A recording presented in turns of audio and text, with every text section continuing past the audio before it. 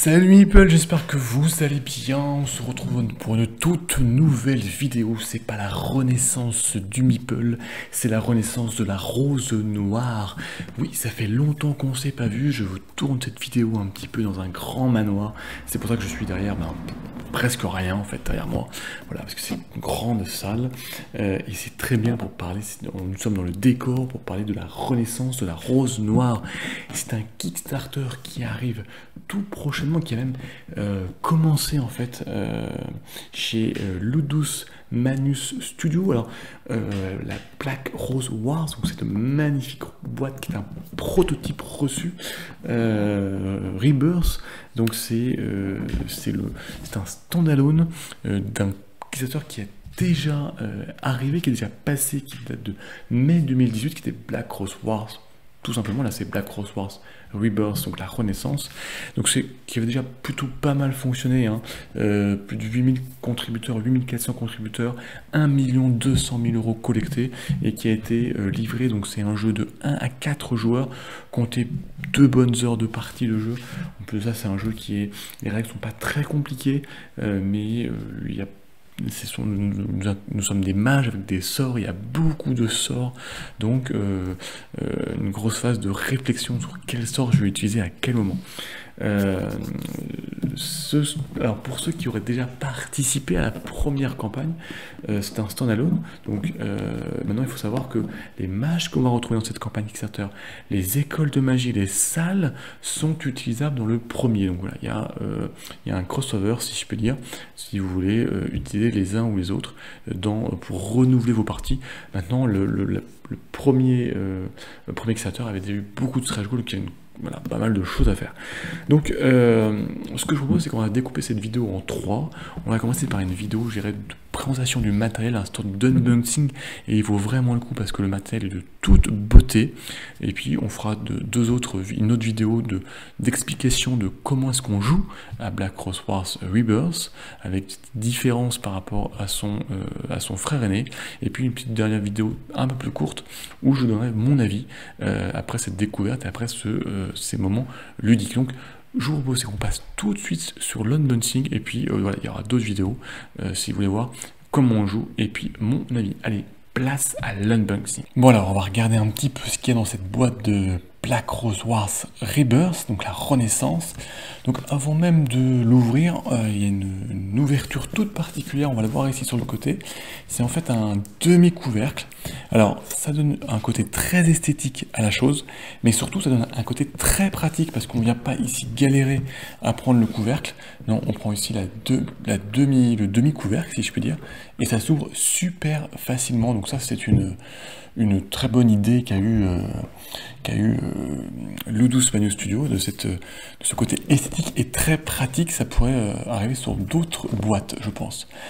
Alors on va regarder le matériel dans cette petite vidéo d'unboxing de ce prototype, donc du matériel qui a vraiment encore évolué, mais je voulais vraiment vous la faire parce que le matériel est de toute beauté. C'est presque une boîte version je dirais retail, hein, qu'on pourrait avoir devant nous. Donc on va avoir bien sûr donc les 4 fiches de personnages, hein, qu'on va pouvoir incarner. Donc ici, donc dans le proto, il y a Graminia, Ariana, le Baron et Ricard. Alors à chaque fois sur ces cartes, en fait, je vous le expliquerai dans la prochaine vidéo, vraiment de comment est-ce qu'on joue. On retrouve ici toutes les caractéristiques des personnages qui sont un peu différentes, hein, les points de vie, donc vous voyez, entre 11 et 10 points de vie, le nombre de cartes en main, de sorts qu'on peut avoir entre 8 et 7, et puis par contre ensuite les déplacements de 2 salles, et puis le combat de 2 points de dégâts de base, si je peux dire, qui sont par contre identiques aux 4 personnages. Donc ça c'est du recto verso, voilà, mais ça va être ici la partie pour la partie classique. Alors qu'est-ce qu'on a d'autre? On a ici hop là, on est dans le bon sens. Ce sont ces 2 plateaux qui vont venir en fait encadrer ici la zone de jeu. On va venir voir ça. Donc c'est ce côté découpé, c'est pour venir mettre tuiles, des salles qui sont octogonales. Donc on a ici en fait un système de compte de points en fait, hein, on va compter à 0 et puis on va regarder un peu les différents points et qui va gagner la partie, avec ici bon, l'ensemble des cartes hein, qu'on peut avoir, des quêtes, des cartes, voilà, on va y revenir. Et puis ici ce sont en fait dans la partie vous allez avoir des événements en fait qui vont passer, donc on a un système de temps et si on le laisse passer, si on ne résout pas ces événements, c'est la rose noire qui va marquer des points et qui peut gagner la partie si on fait pas attention. Donc c'est vraiment du matériel de très belle qualité et c'est pourtant qu'une version prototype. Ça qui est un peu dingue. On a ici les quatre plateaux. Attendez, je vous les montre un petit peu là, comme ça sur le côté, avec une très jolie rose hein, sur les quatre. Hein. Tac.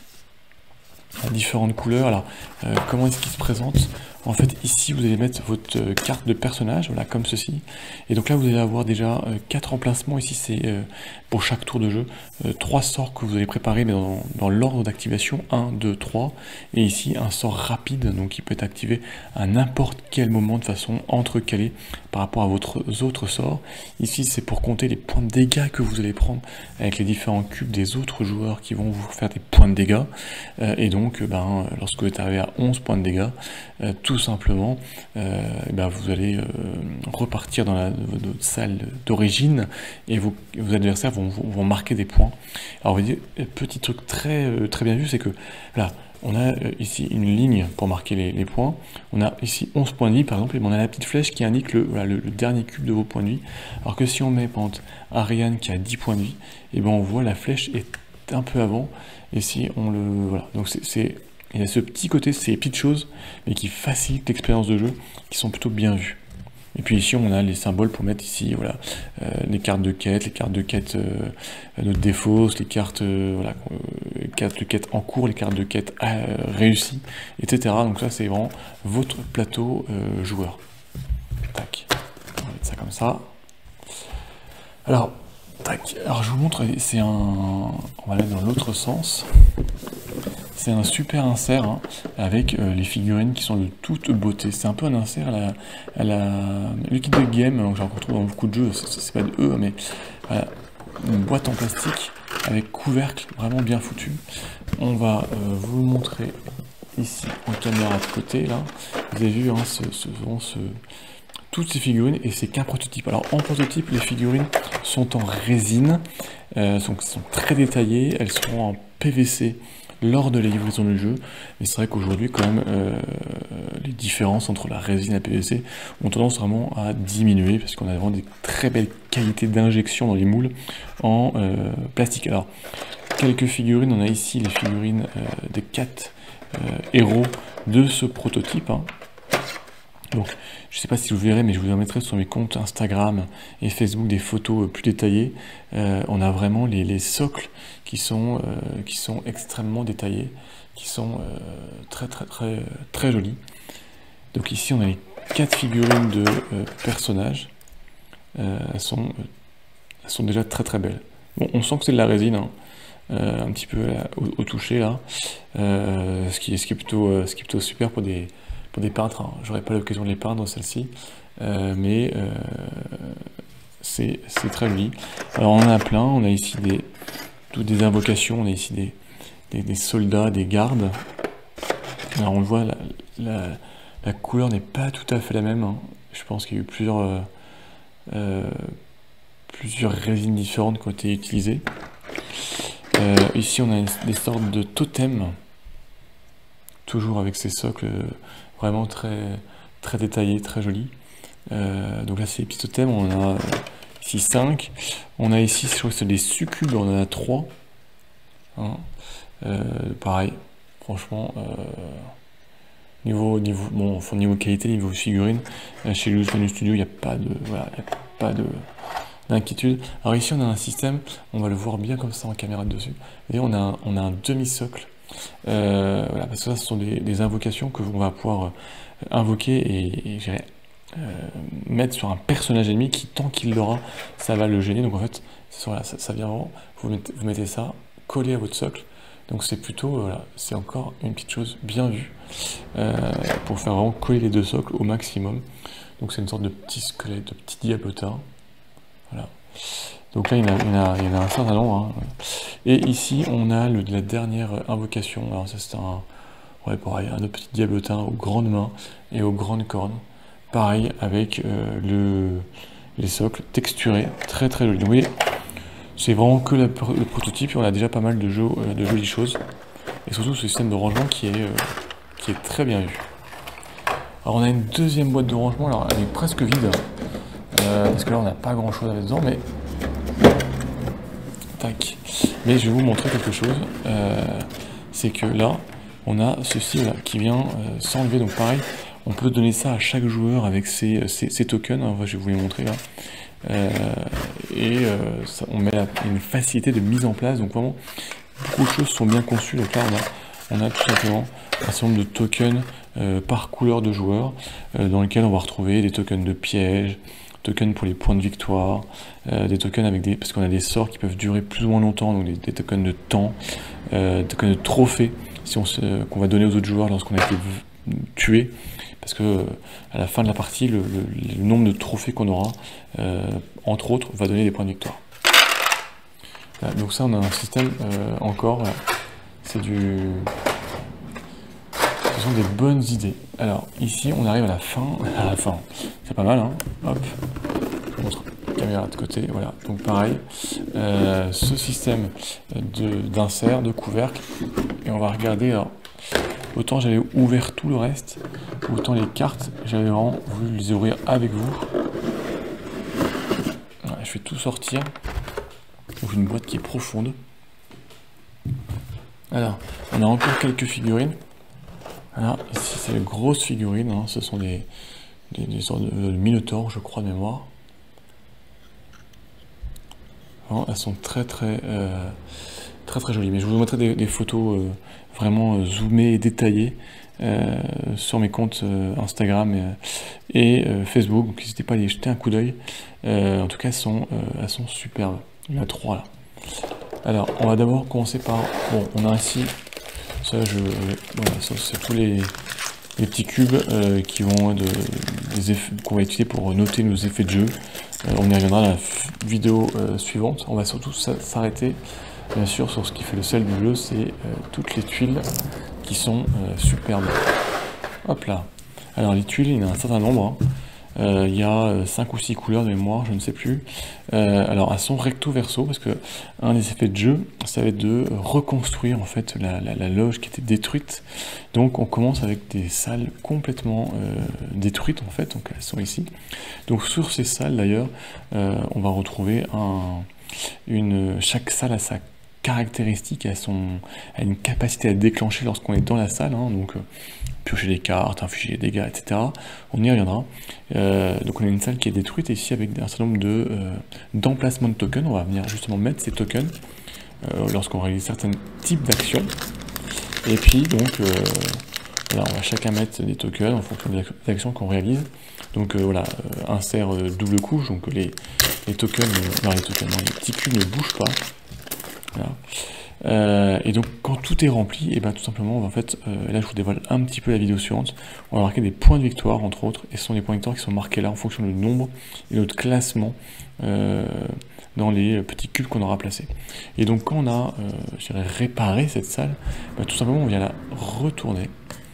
Voilà, et puis là il y aura, donc c'est une salle beaucoup plus chatoyante, avec d'autres effets de jeu, on va y revenir. Donc là on va y regarder un petit peu, là on a la salle des miroirs, donc qui permet de piocher des cartes. On a ici le laboratoire alchimique qui inflige des dégâts dans les salles avoisinantes. Alors, avant d'être reconstruites, les salles qui ont la même couleur, donc ici on a le laboratoire alchimique, la salle des invocations et l'arène, leurs effets de jeu sont similaires sur la partie de reconstruction. Une fois qu'on les aura reconstruites, vous voyez comme quoi c'est superbe, l'arène, les effets vont être uniques à chaque salle. Il faudra qu'on va y venir mettre un petit token, on va y voir après. Vous voyez, c'est beaucoup plus coloré, beaucoup plus genre. Donc toujours dans les tons rouges, dans les salles rouges, chaque salle ce qui peut avoir des choses importantes pour vos quêtes. La salle de l'oracle, donc c'est une salle bleue. Les abîmes et l'armurerie, donc pareil là, différents types de salles. On a la salle des plaisirs. Je pourrais vous les montrer aussi de l'autre côté d'ailleurs. Hein, elles sont très très jolies. L'observatoire, salle jaune, qui vous permet de piocher des cartes de mission. Voilà, l'observatoire avec la grande lunette de l'observatoire. Le sanctuaire. Voilà, le sanctuaire. Après on a la bibliothèque, donc en version cassée là, et la version ici reconstruite avec beaucoup de livres.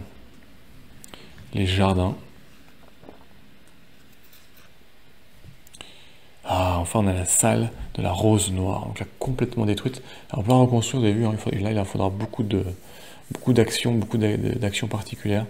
Mais le fait de participer, d'être le joueur majoritaire, vous rapporte beaucoup de points de victoire. Et voilà, une fois reconstruite, c'est une magnifique rose noire avec du rouge qui s'offre à vous. On a la salle du trône ici, donc un trône qui est un peu cassé, et pareil, c'était une salle importante dans la partie, avec la salle de la rose noire, et voilà, le trône une fois reconstruit. On a la forge, voilà, avec un serpent là. On a la salle du trésor. Ici, on a le cimetière, on n'a pas regardé derrière. Donc ici, la salle du trésor reconstruite et le cimetière remis correctement. On a la crypte. La crypte reconstruite. On va toutes les faire. Elles sont tellement jolies. Une qualité vraiment... pour un prototype qui est dingue. En fait, c'est la qualité de boîte de base. Hein. Là, c'est la salle du sacrifice. Tac. Et là, on finit par les 4... là, elles sont aussi recto verso. Ce sont les 4 salles de départ des mages, en fait. Hein. Ce sont les salles où voilà, vous devez sortir tout de suite, vous êtes immunisé contre un certain nombre d'effets qui sont aux salles de départ et aux salles où vous allez réapparaître lorsque vous serez vaincu. Parce que lorsqu'on est vaincu, on ne quitte pas le jeu, on continue la partie. Voilà. Donc toutes ça, c'est les salles. Et en fait, on va venir les mettre... voilà, bon, il y a un placement particulier, hein, bien sûr. Et voilà, ça va créer un grand plateau. Et d'ailleurs, pour revenir à tout à l'heure, ça fait un truc comme ça. Voilà. Voilà, ça va venir comme ça, et voilà, ça fait un grand plateau, et on va se passer de salle en salle, avec des effets de salle en salle. Alors, on va mettre ça de côté, on va regarder un petit peu les cartes, parce que là, on a beaucoup de cartes. Hein. Alors, on a un système de socle, ça c'est une amélioration par rapport au premier du nom, au Black Rose Wars, parce que nos invocations, on va devoir les mettre sur des socles. Donc par exemple, si on invoque cette figurine, on va la mettre sur un socle qui va être de notre couleur. Comme ça, on va pouvoir s'apercevoir à qui est... voilà, là c'est au joueur rose, et je peux mettre sur le socle rouge, par exemple. Donc là, on sait tout de suite à qui est la figurine invoquée, à quel personnage elle est. Et donc pareil, pour les petites figurines, on a des socles. Et surtout, on a des socles avec plusieurs nombres de roses. Comme ça permet aussi de différencier les socles. Voilà, est-ce que j'ai le socle rose avec 2 roses ou une seule rose, etc. Donc ce socle de couleurs qui viennent comme ça permettre de mieux voir à qui ça appartient. Donc ça, c'est encore une petite chose, des petites améliorations, mais qui viennent, je dirais, agrémenter le plaisir du jeu. Alors, on va regarder un petit peu les cartes. Alors, on a ici les cartes, en tout cas une partie des cartes de sorts. Hein. Les sorts, ils sont toujours, vous allez voir, de 2 façons. On a ici, sur chaque sort, on a un côté, je dirais, soleil et un côté lune.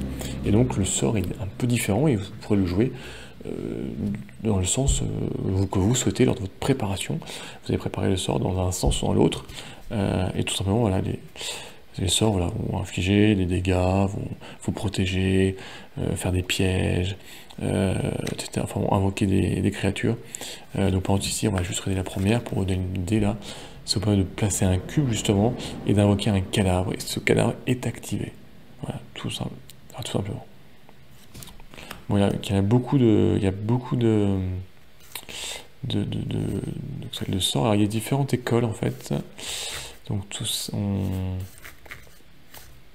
voilà, il y a différentes écoles de magie, en fait, ce sont des écoles de magie. Il y en a vraiment différents, donc il y en a qui vont être ici plutôt le nécromancien, donc qui va régénérer genre jouer sur les énergies, les acides, les morts, etc., etc. On a ici la partie plutôt, alors je sais plus le nom exact, je sais pas les noms de la VF qui sont au final, mais tout ce qui est par rapport au feu en fait, hein. La torture, donc ici est très forte, hein. Vous pouvez infliger 4 dégâts, en particulier à un mage, c'est très très puissant. Infliger 3 dégâts. Là on invoque une succombe.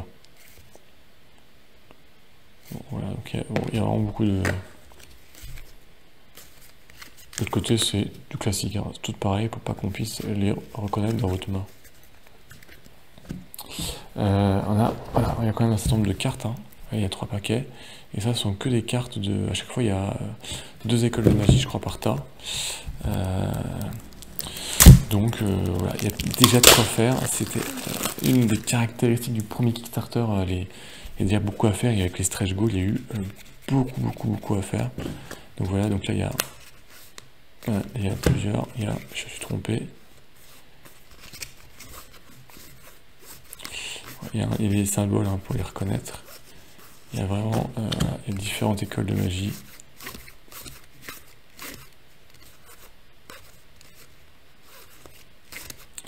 Tac, tac, tac. Voilà. Donc par exemple ici, voilà, d'autres cartes qui sont derrière. Voilà, tout ça est en pictogramme. Alors là, c'est en anglais bien sûr, mais ça sera en français. Il y aura sûrement, je pense, une VF, comme il y a toujours avec cet éditeur. Bon, il y a beaucoup de... Voilà. Tac, tac. Donc on en a d'autres là et là. Et ici, on a tout ce qui va être cartes de... alors, en fait, il y a des cartes de quête, et puis des cartes, je dirais, d'événements. Alors, les quêtes et les cartes d'événements vont plus dépendre de la lune. En fait, c'est si vous êtes au début, au demi-lune ou en pleine lune, vous allez piocher. Alors, c'est quoi la lune? C'est un système de chronomètre de temps qui passe en fonction du nombre de points de victoire du joueur qui en a le plus. Et donc bien sûr, ça va vraiment changer les choses. Bon, ici on a les cartes de... Alors, différentes cartes. On a ici les cartes des invocations. Pour être la succombe, hein, quand vous invoquez une succombe, vous prenez cette carte, vous la mettez sous votre plateau de jeu. Et donc ça vous donne sa caractéristique, ses points de vie, son déplacement, ce qu'elle peut faire, le nombre de points de vie qu'elle a, et lorsqu'elle s'active, qu'est-ce qu'elle fait, comme dégâts, comme action, comme voilà. Donc vous avez la succombe, vous avez les cadavres, ces petits bonhommes avec des grandes cornes, donc il y a un certain nombre, hein. Vous avez ici le chevalier, l'albédo.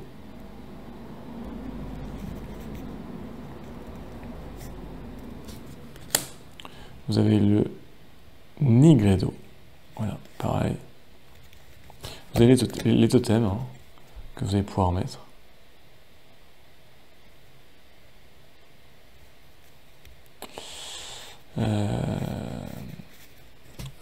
Vous allez avoir ici l'ombra. En fait, c'est ce que je vais vous expliquer, vous allez l'assigner à un mage, et donc il va le suivre, et donc il va à chaque fois attaquer ce mage-là, et à chaque fois il va faire 1 point de dégâts en fait, hein. Donc c'est embêtant d'avoir ça collé à ses basques. Et là vous avez le colosse, qui fait 3 points de dégâts, hein. Dès qu'un mage entre dans la pièce où il se trouve. Ça fait très mal, ça. Donc ça, ce sont les petites cartes. Et là, vous avez d'autres cartes de... ce sont des cartes c'est des cartes événements, entre guillemets, qui vont se dérouler au fur et à mesure dans les salles, sur le plateau plus directement, avec des effets. qui vont se déclencher, donc qui vont venir un peu agrémenter les parties et donner des points à la rose noire qui va devenir de plus en plus puissante. Là, sombre. Là, il y a les cartes d'effet en fait, hein, lorsqu'on va être affaibli, ce qui se passe, etc. Et puis vous avez voilà, les cartes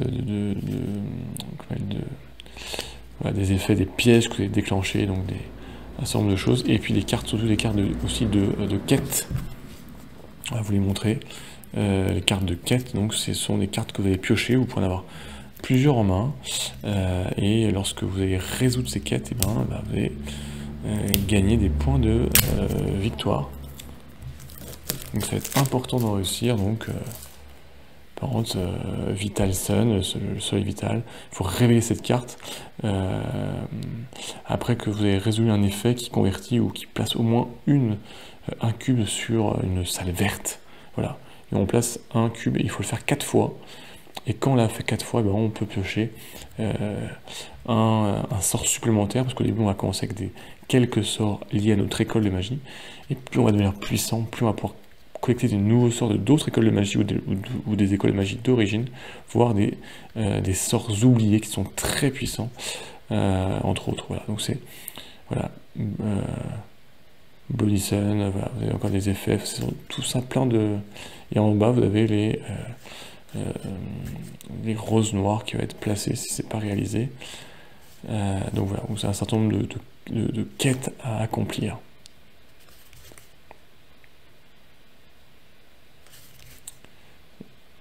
C'est vraiment très très joli. Hein. C'est très très très joli. On dirait presque un jeu. En fait, ce prototype est presque un jeu retail. Vous avez d'autres cubes encore. Ah, et voilà. Et ce que j'allais oublier, c'est ça. Ce sont ces petits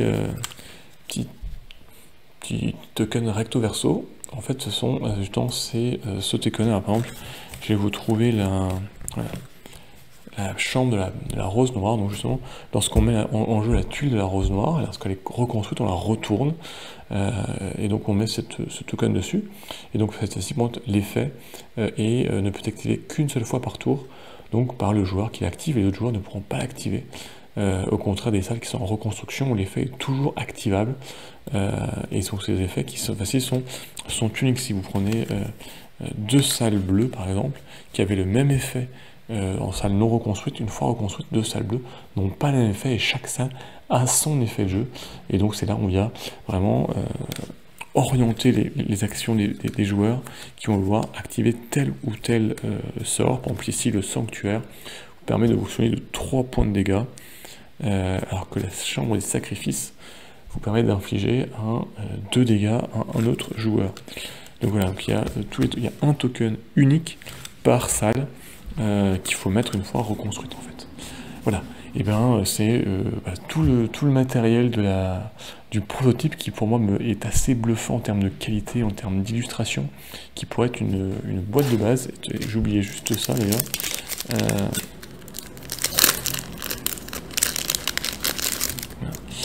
Vous avez même dans le proto, voilà, c'est ces cartes en fait qui sont les différentes écoles de magie. Hein. Vous avez ici celle de la nuit, je dirais, l'alchimie, la technomancie, les chamans, agonie, je sais pas comment, et alors, je sais pas comment ça va être, la divination peut-être, et donc avec les différents sorts, les effets, etc., les types de sorts certains parce que chaque sort utilise un élément, la terre, l'air, le feu, ou l'air, terre ou l'eau, voilà, et le feu, et donc et ces éléments, certaines quêtes vont vous demander d'utiliser tel type d'élément, donc tel type de sort. Donc chaque école de magie a différentes caractéristiques, donc c'est important de les connaître pour pouvoir orienter vos choix de nouveaux sorts en fonction des quêtes que vous avez et en fonction de ce que vous voulez réaliser comme effet. Donc tout ça sont des cartes, je dirais, qui résument chaque école et tous les sorts qu'elle contient, les effets, comment ça fonctionne, pour essayer d'orienter vraiment votre jeu. Donc vraiment il y a tout pour jouer, et puis voilà, un petit peu qui explique un petit peu l'orientation de l'école, de ce qu'elle va faire. Par exemple, l'école des chamans, elle est orientée sur l'invocation de totems. Et ces totems peuvent être utilisés en fait comme des points de départ pour lancer les sorts en fait. Donc vous placez plein de totems partout sur le plateau de jeu, et après de ces totems où vous soyez, vous balancez des sorts sur vos camarades. Donc voilà, ce qui fait qu'il y a aussi plein de façons de jouer différentes possibles. Voilà, donc franchement, on a tout le matériel, donc vraiment une très jolie chose. Et ben voilà, on a tout vu le matériel d'unboxing, une vidéo assez rapide, donc déjà un matériel de très grande qualité, c'est que du prototype, donc ça augure de très bonnes choses pour la version finale. Donc on se retrouve très vite pour la présentation de comment est-ce qu'on joue à Black Rose Wars Rebirth, et puis la vie. Et puis en attendant, je vous propose de patienter en regardant un petit peu le déroulement de cette campagne Kickstarter chez Ludus Manus Studio. Allez, d'ici là, portez-vous bien, trouvez du temps pour jouer, bon courage pour la rentrée, on se retrouve très vite donc pour la suite et pour d'autres aventures. Ciao les people!